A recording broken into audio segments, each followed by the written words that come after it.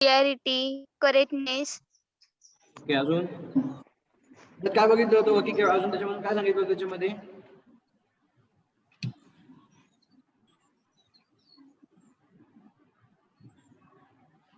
Yes साक्षी,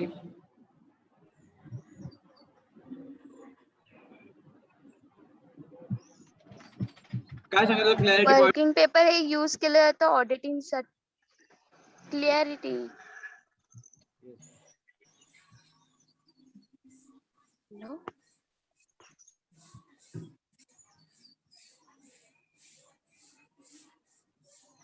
ठीक आहे, एकदा चेक व्यवस्थित पॉइंट्स बघा काय असतील ते, आणि काही रिलेव्हंट आहेत ते सुद्धा आपण आज बघणार आहोत. Let's see. तो ये जाएगा प्रॉफिट एंड लॉस अकाउंट के अंदर. सो ये रिलेट करना होना चाहिए कि जिससे हम क्या कर सके, जब ऑडिटिंग कर सके तो हम हमारे लिए क्या हो, वो इजी हो. सही है. सो ये रिलेवेंट होना चाहिए. और जब भी हम इसके अंदर कोई भी एंट्री करेंगे तो वो उसके हिसाब से हमें क्या करना है, वो स्टेटमेंट के हिसाब से हमें वो रिलेवेंट रखना होगा कि समझने में क्या हो, आसानी हो. सही है. उसके बाद में नेक्स्ट पॉइंट आता है कंपेरेबल.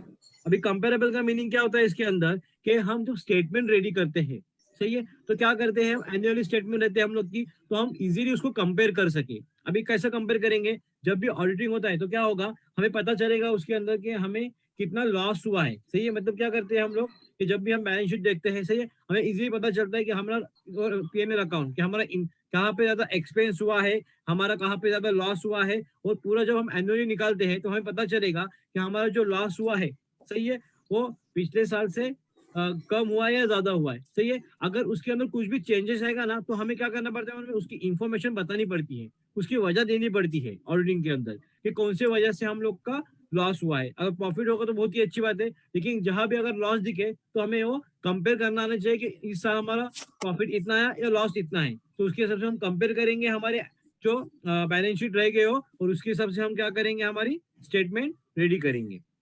सही है. और नेक्स्ट आता है उसके बाद टाइमली. अभी टाइमली के अंदर क्या बताया गया है, it is should be prepare time avoiding unnecessary delay order to retain value of insuring utility. इसके अंदर क्या बताया है कि जब भी हम स्टेटमेंट रेडी करेंगे ना, तो टाइम टू टाइम होनी चाहिए.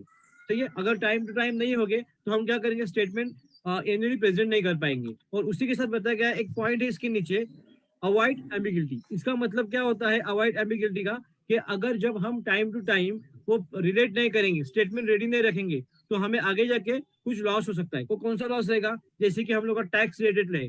सही है. हमें जब टैक्स टाइम टू टाइम भरते हैं हम लोग, तो हम क्या करेंगे, वो स्टेटमेंट को पहले मेंटेन रखना पड़ेगा. सही है. अगर हमारी स्टेटमेंट सही से मेंटेन होगी तो क्या होगा, हम लोग को बताने में आसानी होगी. जो हमारे शेयर होल्डर है, सही है, पार्टनर्स है, हमारी कंपनी के ओनर से, तो बतानी आसानी होगी. सही है. और आने वाले हम रिस्क से बच सकते हैं. यही हम लोग का सबसे बड़ा उसके अंदर प्रॉफिट रहेगा, बेनिफिट रहेगा, कि अगर हमारे स्टेटमेंट टाइम टू टाइम रहेंगे तो हम क्या करेंगे, अवॉइड एम्बिग्युइटी, जो आने वाले जो रिस्क है वो हम क्या करें, कम कर पाएंगे. और हमारी जो प्रॉफिट है और वो बेनिफिट है, हम लोग को मिल सकता है. ठीक है. उसके बाद में नेक्स्ट पॉइंट आता है अकाउंटिंग स्टैंडर्ड. अभी अकाउंटिंग स्टैंडर्ड में क्या बताया गया है कि it should be prepare by following relevant accounting standards, like जैसे कि एएस स्टैंडर्ड्स. उसके अंदर बताया गया है कि एएस स्टैंडर्ड्स कौन से हम लोग के, डेप्रिसिएशन, AS6 डेप्रिसिएशन के लिए होता है, AS14 अकाउंट फॉर अमलगमेशन के लिए होता है. सही है. और AS2 वैल्यूएशन ऑफ इन्वेंट्री के लिए होता है. तो अगर हम अकाउंटिंग स्टैंडर्ड की तरह हम क्या करेंगे, हमारे अकाउंट मेंटेन करेंगे, जैसे कि बताया गया है कि हमारे जो अकाउंटिंग स्टैंडर्ड है उसके हिसाब से हम जो अकाउंट मेंटेन करेंगे तो इजीली होगा ऑडिट करने के लिए. ओके. उसके बाद में नेक्स्ट पॉइंट दिया हुआ है फॉर्मेट. अभी फॉर्मेट के अंदर क्या आता है कि कंपनी एक्ट 2013, सही है, सेक्शन 06, इसके अंदर बताया गया है कि आपको वर्टिकल फॉर्म में शो करना है आपकी जो स्टेटमेंट रहेगी. और उसके हिसाब से अगर आप शो करेंगे तो क्या होगा, this will be commonly accepted all purpose easily understand. सही है. तो इजीली आप अंडरस्टैंड कर पाओगे और उसकी हेल्प होगी आपको ऑडिटिंग में. सो ये आता है पूरे points principle of financial statement के अंदर. ठीक है.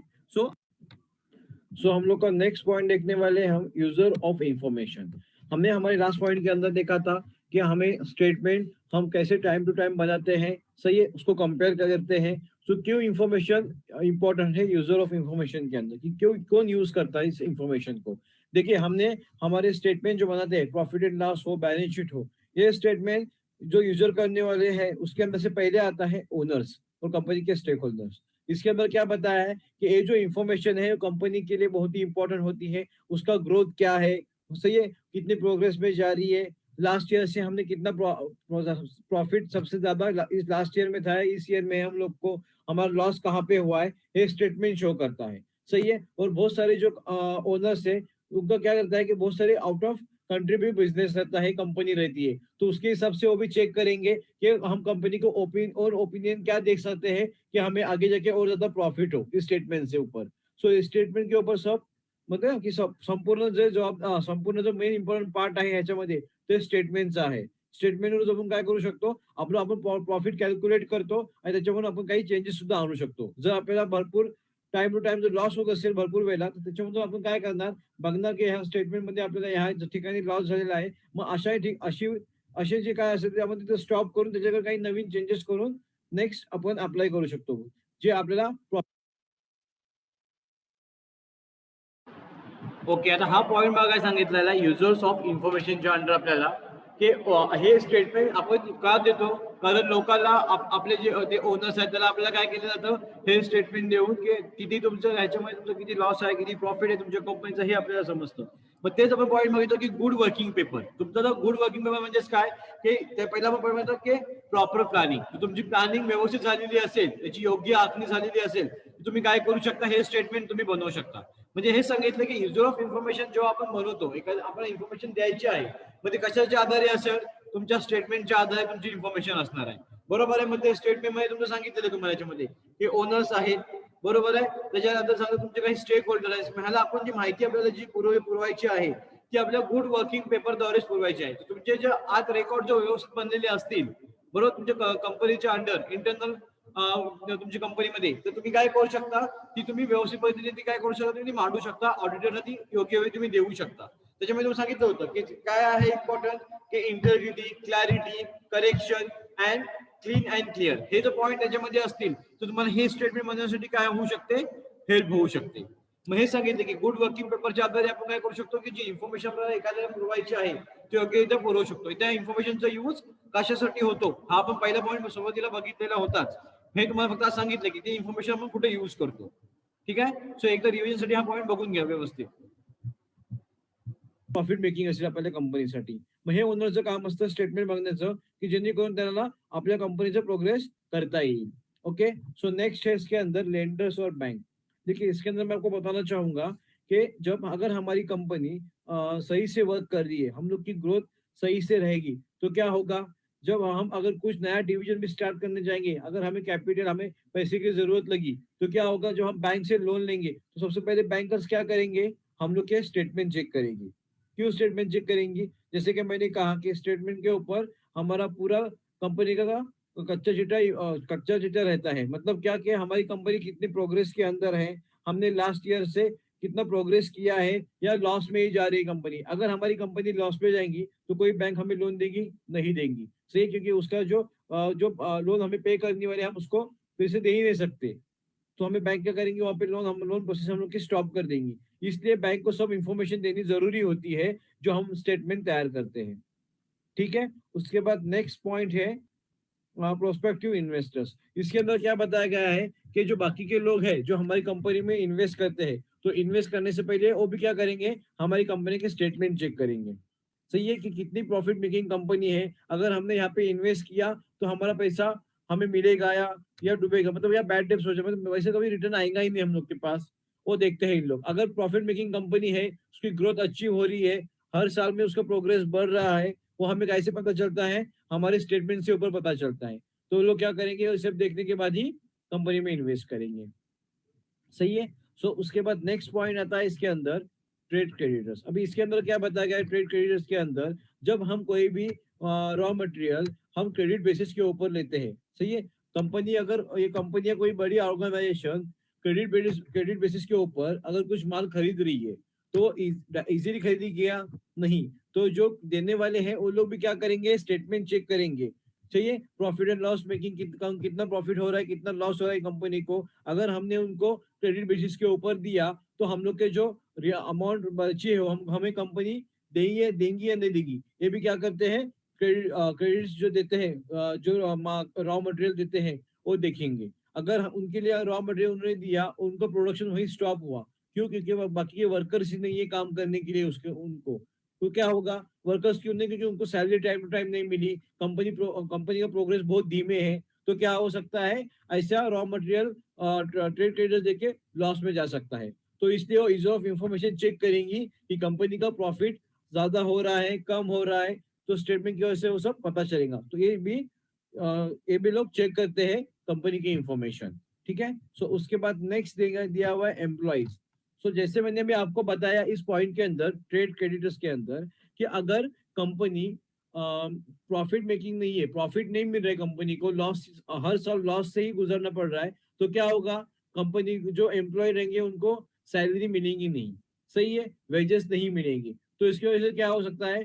कंपनी के जो एम्प्लॉय है वो एक तो जॉब, मतलब खुद जॉब छोड़ देंगे, या उनको कंपनी भी निकाल सकती है। और ऐसे में पति क्या होता है? जो ट्रेड क्रेडिटर, जैसे मैंने भी आपको बताया, रॉ मटेरियल दिया है उन्होंने, ठीक है, लेकिन उसके ऊपर कुछ प्रोग्रेस ही नहीं हो रहा है। क्यों नहीं प्रोग्रेस हो रहा है? क्योंकि अंदर काम करने के लिए एम्प्लॉय मौजूद ही नहीं है, सही है। तो ऐसे फिर क्या हो सकता है इसके अंदर? कि कंपनी को लॉस सबसे ज्यादा उठाना पड़ सकता है। तो इसलिए ट्रेड क्रेडिट से भी अपना रॉ मटेरियल देने से पहले इंफॉर्मेशन चेक करती है, जैसे मैंने अभी आपको बताया था। तो वही एम्प्लॉय का अंदर पॉइंट बता रहा हूँ मैं आपको, कि अगर कोई नया बंदा भी अगर कंपनी के अंदर एंटर होना चाहता है, नया एम्प्लॉय भी कंपनी के अंदर एंटर होना चाहता है, तो क्या करेगा? सबसे पहिले तो काय करणार आहे त्याच्यामध्ये सांगतो तुम्हाला मी, तर तो कंपनीची पूर्ण प्रोफाईल चेक करेल। जेव्हा आपण बघतो एखाद्या कंपनीला आपण व्हिजिट देतो इंटरव्ह्यू पर्पज साठी, इंटरव्ह्यू साठी आपल्या, तर आपण काय करतो? ते कंपनीची पूर्ण हिस्ट्री वाचून घेतो, की कंपनीची काय हिस्ट्री आहे, कंपनीने आतापर्यंत किती काय अचीव्ह केलंय, किती ग्रोथ आहे ह्याची, आपल्याला किती आपली सॅलरी एक्सपेक्टेशन जी आहे ते आपल्याला ही कंपनी देऊ शकते की नाही देऊ शकत, हे कशावरून समजते? त्याचा युजर ऑफ इन्फॉर्मेशन त्याच्या बॅलन्स शीट वरून, बरोबर आहे। मग जेव्हा आपण चेक करणार त्याची स्टेटमेंट्स काय असतील, आणि स्टेटमेंट कसे शो करणार? की आपल्याला कंपनी डायरेक्ट स्टेटमेंट देणार नाही, पण आपल्याला माहिती असतं की कंपनीचं किती व्हॅल्यू आहे मार्केटमध्ये, त्याच्यावरून हे आपल्याला समजतं। त्याची काही बॅलन्स शीट सुद्धा मोठे मोठे ऑर्गनायझेशन आहेत ते आपल्याला शो करतात, बरोबर आहे। तर त्याच्यामध्ये आपल्याला समजून येणार आहे की कंपनीची ग्रोथ किती आहे, किती कंपनी नामांकित आहे, म्हणजे किती कंपनी चर्चेबाहेर आहेत, की जेणेकरून आपल्याला काय इंटरव्ह्यू जाण्याच्या अगोदर म्हणजे सगळं आपण स्टडी करून त्याच्यामध्ये एंटर होतो। मग हेच आहे युजर ऑफ इन्फॉर्मेशन, ठीक आहे। त्याच्यानंतर नेक्स्ट आहे कॉन्ट्रॅक्टर्स। आता कॉन्ट्रॅक्टर्सचा पण पॉईंट तुम्हाला मी सकाळी सांगितला होता ह्याच्यामध्ये, की कॉन्ट्रॅक्टर्स म्हणजेच काय? तर कॉन्ट्रॅक्टर्स म्हणजे आता आपल्या जे सब कॉन्ट्रॅक्टर्स आहेत आपल्या कंपनी संग ते जे डील करतात, ठीक आहे, कोण डील करणार? बघा ह्याच्यामध्ये डील, आता समजा एक जे कार बनवणारी कंपनी आहे आणि ती बॅटरीची डील करते, सब कॉन्ट्रॅक्ट। तर सब कॉन्ट्रॅक्ट आहे की तुम्ही जेवढे कार्स बनवाल तेवढे आम्ही तुम्हाला बॅटरी प्रोव्हाइड करतो, बरोबर आहे। मग ती जी सब कॉन्ट्रॅक्टर सुद्धा काय करणार? आपली युजर ऑफ इन्फॉर्मेशन चेक करणार, की ह्यांचं जे बाकीचे हे एम्प्लॉईज, बरोबर आहेत, हे व्यवस्थित काम करतायत का, त्याच्यानंतर त्याची स्टेटमेंट प्रॉफिट मेकिंग आहे का, अगोदर ह्यांनी ज्या सब कॉन्ट्रॅक्टर होते त्याला पेमेंट व्यवस्थित केलंय का, बरोबर आहे, त्याचं प्रॉफिट किंवा त्याचा लॉस किती प्रमाणात होतोय, तर हे सब कॉन्ट्रॅक्टर सुद्धा ते चेक करूनच ते आपल्याला काय करणार? आपल्याला सांगायचे सब कॉन्ट्रॅक्ट करणार आहेत, बरोबर आहे। त्याच्यानंतर नेक्स्ट आहे त्याच्यामध्ये गव्हर्नमेंट। आता गव्हर्नमेंटचा सुद्धा इम्पॉर्टंट पार्ट सांगितलं आहे, की जेव्हा प्रॉफिट अँड लॉस अकाउंट आणि आपली बॅलन्स शीट गव्हर्नमेंट प्रत्येक टाइम चेक करते। का चेक करते? कारण डिपेंड्स ऑन टॅक्सेशन, की आपण त्याच्यामध्ये काही लपवतोय का, हाईड करतोय का, की आपल्याला सगळ्यात जास्त मोठ्या अमाऊंट मध्ये प्रॉफिट झाल्याने आपण कमी दाखवतोय। मग हे युजर ऑफ इन्फॉर्मेशन ते सुद्धा चेक करतात, बरोबर आहे। त्याच्यानंतर नेक्स्ट आहे कन्झ्युमर सोसायटीज। आता ह्याच्यामध्ये काय सांगितले बघा, कन्झ्युमर सोसायटीज मध्ये, की जेव्हा एखादे आपण अमाऊंट एक पे करतो, म्हणजे जसं की एक एक्झाम्पल सांगतो तुम्हाला, relief fund, PM relief fund मध्ये आपण पे करतो, ते सुद्धा काय करतात, की जे सोसायटीमध्ये जे काम करणारे काही व्यक्तिमत्व आहेत ते त्याच्यामध्ये चेक करतात। ते जे रिस्पॉन्सिबिलिटी असते, की आपण किती पे करतोय, आपल्या प्रॉफिटचा किती पर्सेंट पार्ट आपण सोसायटीमध्ये पे करतोय, जेणेकरून काय होतं त्याच्यामध्ये, की आपल्याला इझिली अंडरस्टँड होतं की आपलं कॉन्ट्रीब्युशन आपल्या कंपनीचं किती आहे। हा सुद्धा इम्पॉर्टंट पार्ट असतो फॉर सोसायटीसाठी। हे त्यासाठी युजर ऑफ इन्फॉर्मेशन ते लोक बघत असतात, ठीक आहे। सो त्याच्यानंतर नेक्स्ट पॉइंट आहे, नेक्स्ट पॉइंट आपण बघणार त्याच्यामध्ये, सो कॅरेक्टरिस्टिक्स ऑफ ऑडिटिंग। त्याच्यामध्ये पहिला पॉइंट आहे, it is a systematic study. बघा आतापर्यंत आपण ऑडिटिंग बघत आलो आहे की कशा प्रकारे ऑडिटिंग होते, काही स्टेटमेंट काय इम्पॉर्टंट आहेत, त्याचं युजर्स ऑफ इन्फॉर्मेशन कशासाठी इम्पॉर्टंट आहे. सो बघा त्याच्यामध्ये काय सांगितलं की कॅरेक्टरिस्टिक्स काय आहेत ऑडिटिंगचे. आता मी सुरुवातीला तुम्हाला सांगितलं होतं की ऑडिटिंग म्हणजेच काय, की आपण एक एक्झामिनेशन करतो, एक्झामिन करतो, बरोबर आहे. मग त्याच पहिले सांगितलं की it is a study, sorry it is systematic study. तर काय आहे ऑडिटिंग, हे एक सिस्टमॅटिक स्टडी आहे. तरी काय सांगितलं की तुमचे ऑडिटिंग जर व्यवस्थित पद्धतीने असेल तर तुम्ही त्याच्यामध्ये तुमचे objective, audit planning, program, selection, audit team, scheduling, audit procedure and investigation व्यवस्थित प्रकारे करू शकता. जर हे तुम्ही व्यवस्थित पद्धतीने केलं का, कारण हे एक सिस्टमॅटिक पद्धत त्यांनी सांगितलेलं आहे. ह्याच्यामध्ये असं सांगतात की तुम्ही अगोदर प्लॅनिंग करा ऑडिट करण्याच्या अगोदर, की तुम्हाला काय एक्झॅक्ट ऑडिट करायचं आहे, तुमचे काय ऑब्जेक्टिव्ह आहेत त्याच्यामध्ये, तुमची काय शेड्यूल असणार आहे, तुम्ही काय इन्व्हेस्टिगेट करणार आहे. आता तुम्ही इन्व्हेस्टिगेट काय करणार आहे कसं समजेल आपल्याला, की आपण जेव्हा बघतो की बॅलन्स शीट जेव्हा आपण लास्ट इयरची आणि आताची जर कम्पेअर केली तर ह्याच्यामध्ये समजा आपल्याला काही चेंजेस दिसले तर आपण ते काय करणार, एकदम सिस्टमॅटिक वेने त्याला बघणार आहोत की खोटं काय कंपनीने गफला केला आहे का ते त्याच्यामध्ये आपल्याला दर्शवत नाहीये. त्याच्यामुळे सांगितलं पहिल्या पॉईंट मध्ये की ऑडिटिंग ही एकदम सिस्टमॅटिक स्टडी आहे, ती व्यवस्थित बघूनच केली जाणार आहे. ठीक आहे. सो त्याच्यानंतर नेक्स्ट पॉइंट आहे इंडिपेंडेंट एक्झामिनेशन. आता ऑडिटिंग ही अशी पद्धत आहे की इंडिपेंडेंट आहे. ठीक आहे. म्हणजे काय करणार आहे, तो एक जो ऑडिट करणारा जो माणूस असेल तो काय करणार आहे, आपले जे रूल्स आहेत जे एक्झामिनेशन साठी लागतात ते तो आपल्या रूल्स नुसारच काय करणार आहे, तो काम करणार आहे. बरोबर आहे. तर मी असं पण सांगितलं त्याच्यामध्ये की एखादं जर त्याला समजलं की आपल्याला ऑडिट करायचं आहे तो आपल्या प्लॅनिंग नुसार करणार. बरोबर आहे. त्याच्यामुळे तो काय बघणार आहे की जर आता एखादी कंपनी असं सांगितलं की सर तुम्ही अगोदर आमच्या ह्या डिव्हिजनला ऑडिट करा, तर तो त्यांच्याप्रमाणे रूल प्रमाणे तो चालणार नाही. तो त्याचा एक्झामिनेशन जो आहे तो त्याच्या स्वतःच्या रूल प्रमाणे चालेल आणि जो बोलेल त्याप्रमाणे त्याला काय करणार आहे कंपनीला ते ऐकायला लागणार आहे. म्हणजे इंडिपेंडेंट एक्झामिनेशन, स्वतःला जसं वाटेल त्या पद्धतीने काय करणार, तो एक्झामिन करणार ती कंपनी, ती शीट, ती स्टेटमेंट, तो डिपार्टमेंट आणि त्यानुसार तो काय करणार आहे, त्याचा काम करणार आहे. तर हे सांगितलेलं आहे इंडिपेंडेंट एक्झामिनेशन मध्ये. त्याच्यानंतरचा नेक्स्ट पॉईंट बघूया काय आहे. सो नेक्स्ट पॉईंट आहे त्याच्यानंतर ऑब्जेक्टिव्ह ऑफ एक्झामिनेशन. आता याचे ऑब्जेक्टिव्ह काय असणार आहेत की तो त्या कशा पद्धतीने तो एक्झामिन करतोय, कसं ऑडिट करतोय. बरोबर आहे. जसं मी तुम्हाला सांगितलं की त्याच्या मतनुसार त्याच्या इंडिपेंडेंट एक्झामिनेशन तो काय करणार आहे, तो ऑडिट करणार आहे. तो अगोदर ठरवणार आहे की मला हे डिपार्टमेंट ऑडिट करायचंय कारण त्याला फरक जाणवलाय. मग त्यानुसार ते काय करणार आहे, तो एक्झामिन करणार आहे आणि तो कोणाच्या फेवर मध्ये येऊन हे ऑडिट करणार नाही. जसं तुम्हाला सांगतो की आता कंपनी पुन्हा सांगते की त्याला की सर तुम्ही आमच्या ह्या डिपार्टमेंटला अगोदर ऑडिट करा आणि इथे तुम्ही आम्हाला आमच्या पद्धतीने रिपोर्ट द्या. तर तो असं करणार आहे का, नाही. तो आपला इंडिपेंडेंट एक्झामिनेशन करेल आणि त्याचे जे ऑब्जेक्टिव्ह आहेत त्याचप्रमाणे तो काय करणार आहे, एक्झामिन करणार आहे. म्हणजे तो कोणताही कंपनी होती फेवर करणार नाही की मी तुम्हाला हेल्प करतोय ह्या ऑडिटमध्ये. तर हे त्याचे रूल्स नसतात. जर त्याने असं केलं तर काय होणार आहे, जेव्हा ऑडिट टीम किंवा त्याचे जे बोर्ड ऑफ डायरेक्टर असते तो त्याच्याकडून त्यांना एक रिपोर्ट प्रेझेंट करायला लागतो. मग त्या रिपोर्टमध्ये समजा काही असं दिसलं की काहीतरी प्रॉब्लेमॅटिक आहे तर त्याला त्याचे आन्सर फेस करावे लागतील त्या ऑडिटरला सुद्धा. मग तो काय करणार आहे, ऑब्जेक्टिव्ह जे त्याचे आहेत त्या पद्धतीने काय करेल, आपलं ऑडिट एक्झामिन करेल. ठीक आहे. आणि तो काय करणार, आपल्या पूर्ण एक्सपिरियन्स नुसार समजा एखाद्या कंपनीने काही जर गफला केला असेल तर त्याच्या एक्सपिरियन्स नुसार त्याला लगेच समजेल की कुठेतरी काहीतरी आहे. कारण का, ऑडिट करणं हे एकदम इझी स्टेप नाहीये. ऑडिटर काय करणार आहे, अगोदर तो एक्झामिन करेल त्याची अगोदरची शीट आणि त्यानुसार तो काय करणार आहे, त्याचा कंपनीचं ऑडिट करणार आहे. ठीक आहे. सो नेक्स्ट पॉईंट आहे त्याच्यानंतर डाटा अँड स्टेटमेंट. सो तुम्हाला मी बोलल्याप्रमाणे ह्या पॉईंट मध्ये आले की इट इन्व्हॉल्व क्रिटिकल एक्झामिनेशन. त्याच्यामध्ये कोणते कोणते रेकॉर्ड चेक केले जातात, the records of book of account like ledger, journal, profit and loss account. आणि कोणताही पॉईंट संबंध नसेल आता आपल्याला झालेल्यापैकी तो नोटबुकला चेक करून पुन्हा पुन्हा मला तो विचारा. ठीक आहे. ऑडिट करेल और त्याच्यानंतर काय फरक जाणवला तो त्या रिपोर्ट मध्ये तो काय करेल, मेन्शन करेल. सो नेक्स्ट पॉइंट आहे त्याच्यामध्ये purpose, goal, objective and proportions. So ह्याच्यामध्ये काय सांगितलं आहे बघा कि audit activities always carried with the same purpose. सही है. कौन से पर्पज के ऊपर ही की जाती है, क्या उसके अंदर पर्पज रहेगा कि वो पहले से ही क्या करता है, डिसाइड करता है कि उसे कौन से सेक्शन में फर्स्ट ऑडिट करना है, उसका गोल क्या है, उसके ऑब्जेक्टिव क्या है. सही है. तो जैसे कि मैंने कहा था कि वो अगर कंपेयर करेगा हमारी पिछली स्टेटमेंट को, उसके अंदर उसको अगर कुछ प्रॉब्लम रहेगा तो उसी डिपार्टमेंट में वो क्या करेगा, पहले जाके ऑडिट करेगा. सही है. उसको क्या करेगा, तो उसकी जल्दी क्या कर सकता है, ऑडिट करके उतना जल्दी वो रिपोर्ट तैयार कर सकता है उसके अंदर. सही है. मतलब क्या क्या, अगर उसने कहा कि मुझे सबसे पहले एचआर डिपार्टमेंट में करना है मेरा ऑडिट, या फायनान्शियल डिपार्टमेंट में ऑडिट करना आहे, तो उसके हिसाब से वो क्या करेगा, ऑडिट करेगा. सो त्याच्यानुसार तो काय करणार आहे, तो ऑडिट करेल आणि त्याचप्रमाणे त्याचे जे काही ऑब्जेक्टिव्ह असतील, त्याला जे सांगायचे असतील, ते त्या ऑडिट रिपोर्टद्वारे तो काय करू शकतो, ते आपले ऑब्जेक्टिव्ह सांगू शकतो. ठीक आहे. त्यानंतर नेक्स्ट काय सांगितलेलं आहे बघा याच्यामध्ये, evidence to support of options. आता याच्यामध्ये काय सांगितलंय की एव्हिडन्स काय करणार आहे, आता कोणत्या एव्हिडन्स असतील हे, जसं आतापर्यंत आपण बघत आलो की आपली जी स्टडी आहे, सिस्टमॅटिक स्टडी आहे ऑडिटची, व्यवस्थित पद्धतीने तो आपलं काय करेल, स्टडी करेल. बरोबर आहे. जे स्टेटमेंट असतील, इंडिपेंडेंट एक्झामिनेशन, त्याच्या पद्धतीने तो काय करणार आहे, तो एक्झामिन करणार आहे पूर्ण स्टेटमेंट्स, पूर्ण डिपार्टमेंट्स. त्याच्यानंतर आहे ऑब्जेक्टिव्ह ऑफ एक्झामिनेशन, त्याचे काय ऑब्जेक्टिव्ह असतील तो शो करेल त्या रिपोर्टिंग मध्ये.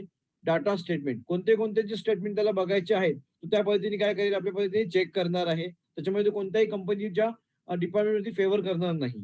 Okay. Purpose of goal, objective and proportions, ह्याच्यामध्ये काय सांगितलेलं आहे की त्याच्या ऑब्जेक्टिव्ह नुसार, जसं मी तुम्हाला त्याला सांगितलं असेल की तो कोणत्या ठरावून पहिले इकडे येऊन तो आपले ऑडिट करणार आहे, कोणते ऑडिट रिपोर्ट पहिले बनवणार आहे, तो त्याच्या पर्पज नुसारच त्याचा गोल जो ठरवला असेल त्या पद्धतीने येऊन काय करणार, त्याच्यामध्ये तो काम करणार आहे. त्याच्यानंतर आता हे सगळं केल्याच्या नंतर जेव्हा एव्हिडन्स येतील, समजा एखाद्या कंपनीमध्ये काहीतरी गफला झाला आहे किंवा काहीतरी नुकसान झालं आहे की ज्याने तो आपल्या स्टेटमेंटमध्ये शो केलेलं नाहीये. ठीक आहे. आता ह्याच्यामध्ये बघा, कधी कधी असं होतं की कंपनीच्या काही ठिकाणी बॅलन्स शीट मध्ये पकडा की काही ठिकाणी ज्यांनी तो टाकायला विसरले ती अमाऊंट आणि त्यांनी चुकून दुसऱ्याकडे टाकली. ठीक आहे. किंवा प्रॉफिट अँड लॉस मध्ये अमाऊंट न टाकता त्यांनी ती अमाऊंट, जसं मी तुम्हाला सांगितलं होतं की लाइटिंग एक्सपेन्सेस हे 2 प्रकारचे असू शकतात. मग त्यांना ऑफिसच्या जागा त्यांनी टाकली फॅक्टरी एक्सपेन्सेस मध्ये. बरोबर आहे. मग अशी चुकून जर काही प्रॉब्लेम झाले असतील, तर तो ऑडिटर काय करणार आहे, तर त्या कंपनीच्या लक्षात येऊन देणार आहे. बरोबर आहे. आम्ही समजा काही जर मोठा गफला झाला असेल, तर तो ऑडिट करणारा जो व्यक्ती आहे तो इझिली काय करेल, तो ओळखू शकतो. आणि अशामध्ये काय होऊ शकतो की जेव्हा असं सांगितलं की ही कंपनीने काहीतरी कंपनीमध्ये काहीतरी गफला झालेला आहे, त्यांनी पैसे खाल्लेले आहेत, तर त्याला काहीतरी एव्हिडन्स शो करायला लागेल.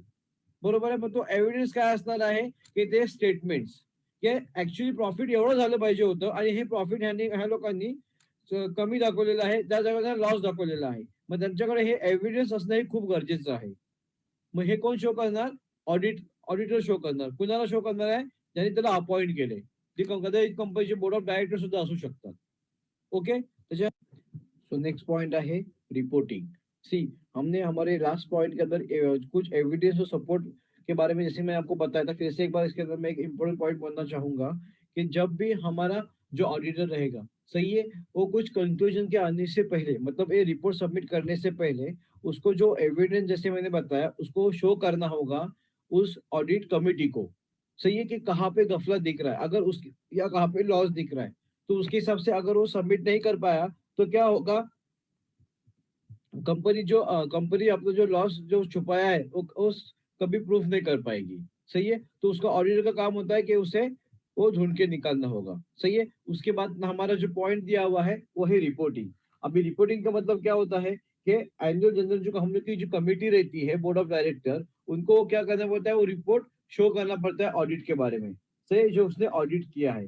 सो ऑडिट जो बेस के ऊपर हमने देखा कि जो बेस के ऊपर किया है उसके हिसाब से वो क्या करेगा, वो शो करेगा ऑडिट रिपोर्ट.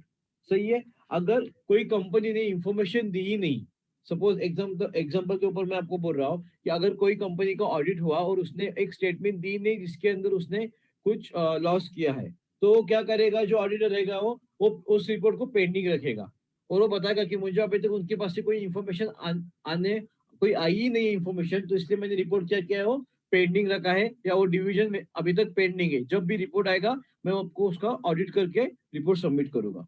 सही है. तो ये आता है सब रिपोर्टिंग के अंदर. इसके बाद नेक्स्ट पॉइंट है टाइप्स ऑफ ऑडिट ओपिनियन. देखिए, हमने हमारे लास्ट पॉइंट के अंदर क्या देखा था कि कैरेक्टरिस्टिक्स देखे थे कि सिस्टमैटिक स्टडी करेगा और ऑडिट करेगा. सही है. उसका टोटली एग्जामिन करेगा, एविडेंस दे, कुछ अगर प्रॉब्लम रहेगा तो उसको एविडेंस फाइंड करके देगा और कंपनी को रिपोर्ट सबमिट करेगा. सही है. ये हमारा पॉइंट था. और उसी से रिलेटेड ये भी पॉइंट है टाइप्स ऑफ ऑडिट ओपिनियन. अभी देखिए इसके अंदर क्या बताया गया है कि वो जो ऑडिट ओपिनियन है, ऑडिटर का ओपिनियन कैसे देगा. इसके अंदर एग्जांपल दिया है मटेरियल का, कि उसने क्या किया है, मटेरियल डिपार्टमेंट के अंदर ऑडिट किया है और उसके हिसाब से उसने इसके अंदर सब एग्जांपल दिया है. So types of audit opinion के अंदर फर्स्ट पॉइंट दिया हुआ है अनक्वालिफाइड ओपिनियन। अभी इसके अंदर क्या हो गया कि वो जो ऑडिट करने वाला जो बंदा है वो clean opinion of nothing independent end क्या रहेगा are fairly end appropriately present accordance of generally accepted of principles. वो अकाउंट के और ऑडिट के प्रिंसिपल्स के ऊपर ही वो क्या करेगा, अपना पूरा स्टेटमेंट देगा, अपना पूरा ऑडिट करेगा। प्री और पोस्ट, इसके अंदर क्या बताया, जो प्री स्टेटमेंट है और हम लोग की अभी की जो फ्यूचर की जो दी हुई स्टेटमेंट है वो क्या करेगा, कंपेयर करेगा और उसके ऊपर से वो क्या करेगा, वो डिसीजन लेगा कि कहाँ पे सबसे ज्यादा लॉस भी दिख रहा है या सबसे ज्यादा जितना प्रॉफिट होना चाहिए था वहां पे लॉस दिखा है, या कंपनी ने कुछ पर्सनली एक्सपेंस किया और उसका खर्चा उसके अंदर डाला है, तो पूरा चेक करेगा और उसके हिसाब से वो क्या करेगा, वो अपना ओपिनियन देगा। सही है। उसके बाद में आता है next point qualified opinion. Qualified opinion मतलब क्या, कि उसके अंदर वो बताएगा कि जो कंपनी ने सर्च के अंदर कुछ मिसमैच किया है कि नहीं, या मिसमैनेजमेंट किया है या मिस मटेरियल मैनेजमेंट किया है, तो उसके हिसाब से वो क्या करेगा, क्वालिफाइड ओपिनियन देगा। अगर अच्छा प्रोग्रेस रहेगा, अगर ऊपर थोड़ा सा अगर फर्क दिखेगा ना अमाउंट के अंदर, तो वो खुद बता सकता है उस कंपनी के अंदर। जैसे कि लास्ट पॉइंट के अंदर कहेगा कि कंपनी को वो क्या करेगा, वो एडवाइस दे देगा कि क्या करना है या बता, लेकिन अगर कुछ थोड़ा सा छोटा मोटा चेंजेस हो, सही है, जैसे कि मैंने आपको बताया था कि लाइटिंग एक्सपेंसेस या दूसरे कोई एक्सपेंसेस थे वो दूसरे अकाउंट में चले गए हो, उसके कारण वो जो स्टेटमेंट वो टैली नहीं हो रहा है या वहां पे लॉस दिख रहा है उस डिवीजन के अंदर, तो उसके अंदर उनको हेल्प कर पाएगा। लेकिन अगर ज्यादा अमाउंट हो और वो शो नहीं हो रही अमाउंट, तो क्या होगा, ऐसे टाइम पे वो एक अपना ओपिनियन दे नहीं सकता। लेकिन बताया गया है कि अगर इतना फर्क चलता है तो अपना वो क्या करेगा, कंपनी के लिए उसका जो ओपिनियन रहेगा वो एकदम सिस्टमेटिक भी रहेगा। ठीक है। और इसके वजह से क्या होगा, देखिए क्वालिफाइड ओपिनियन अगर रहेगा ना ऑडिटर का, तो जो कंपनी में जो इन्वेस्ट करने वाले लोग हैं, जो हमने लास्ट पॉइंट के अंदर देखे थे, सही है, यहाँ पे प्रोस्पेक्टिव इन्वेस्टर्स के अंदर जो कंपनी में इन्वेस्ट करने वाले लोग हैं, अगर ऑडिटर ने आपका रिपोर्ट सही से सबमिट किया है ना, तो जब वो पूरा स्टेटमेंट शो होगा ना, तो क्या होगा, इन्वेस्टमेंट जो इन्वेस्ट करने वाले लोग हैं वो क्या हो गए, बढ़ेंगे उसके अंदर, कंपनी के अंदर, और उसके हिसाब से क्या होगा, हमारा कंपनी के अंदर फायदा हो सकता है। ठीक है, सही है। सो उसके बाद नेक्स्ट पॉइंट दिया हुआ है एडवर्स ओपिनियन। अभी एडवर्स ओपिनियन का मतलब क्या होता है कि हमें जो जैसे मैंने बताया कि सेम लाइक एविडेंस, कि जो भी हम ऑडिट रिपोर्ट करने वाले हैं अगर उसके अंदर कुछ मिसमैच मिला, सही है, कि उसके अंदर कुछ ऐसा मिला कि जो हम प्रूफ नहीं कर पा रहे, तो उसकी वजह से क्या होगा, ऑडिट रिपोर्ट वो आधा ही रहेगा। सही है। सो कभी वो दे नाही शकता रिपोर्ट, सो कधी तो सिद्ध करणार नाही, तो ऍडव्हर्स ओपिनियन म्हणजे काय, की काय चाललंय त्याच्यामध्ये, एक्झॅक्ट काय प्रोसेस आहे, ही आपल्याला कसं समजणार आहे, त्या ऍडव्हर्स ओपिनियन थ्रू आपल्याला समजणार आहे। त्याच्यानंतर नेक्स्ट पॉइंट आहे डिस्क्रिमिनेट ऑफ ओपिनियन।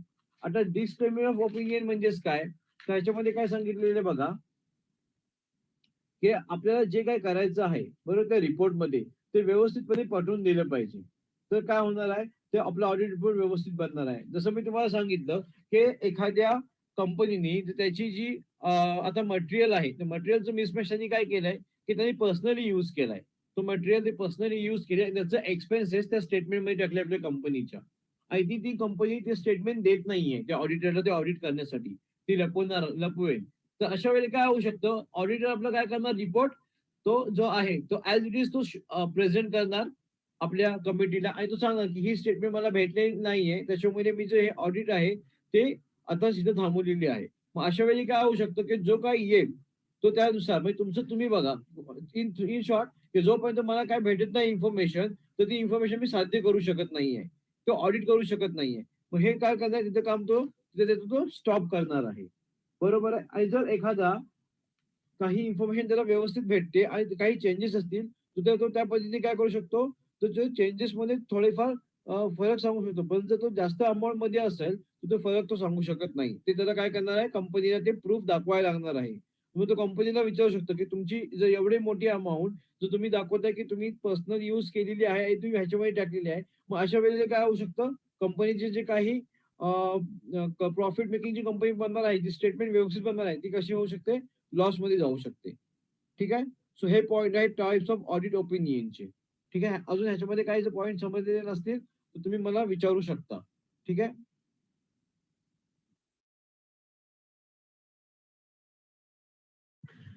ठीक आहे. So good morning. आपण आजपासून बघा ऑडिटिंग चालू करतोय. तुम्हाला माहिती आहे का ऑडिटिंग बद्दल, की ऑडिटिंग कशाला बोलतात? कधी ऐकले ऑडिटिंग हा वर्ड? की ऑडिट कशाला बोलतात, कशामुळे आपण ऑडिट करू शकतो, कोणी ऐकलंय का? येस सुरभी. No sir. ठीक आहे. बघा ऑडिटिंग म्हणजेच काय, की एक्झामिन करणं. ओके. ऑडिटचा अर्थ काय होतो? एक्झामिन करणं, जाचणं. बोलतो ना आपल्याला, की आपण एखादं ऑडिट करतोय ह्याचा अर्थ काय, एक्झामिन करतोय, बघतो व्यवस्थितरित्या की ते आहे की नाही, आणि त्याचं आपण आउटपुट, त्याचा रिझल्ट जो आहे तो आपण शो करतो. आता ऑडिटिंग जेव्हा आपण विचार करतो, तर ऑडिटिंग विचार केल्याच्या नंतर आपल्या सगळ्यात पहिले डोक्यात काय येतं, की ऑडिट म्हणजे हे कशा रिलेटेड आहे, तर फायनान्स रिलेटेड असणार आहे. ऑडिटिंग म्हणजे फायनान्स रिलेटेड ऑडिट. ते असं नसतं की ऑडिट म्हणजे फायनान्स रिलेटेड. ऑडिटिंग हे भरपूर प्रकारचे असतात, जसं की tax audit, cost audit, management audit. पण आपण हे जे आज शिकणार आहोत ऑडिटिंग चॅप्टर किंवा ऑडिटिंग हा आपला पूर्ण सब्जेक्ट हा. ठीक आहे. आपला तो मागचा व्हिडिओ आहे तो आपण बघितलेला आहे. ओके. नेक्स्ट जो आहे तुम्हाला एक्स्ट्रा व्हिडिओ घेऊन किंवा एक्स्ट्रा लेक्चर घेऊन तुमची रिव्हिजन सुद्धा मी लावणार आहे तुमचा सिलेबस संपल्यानंतर. ठीक आहे. नेक्स्ट लेक्चर जॉईन घेतले चालेल. थँक्यू.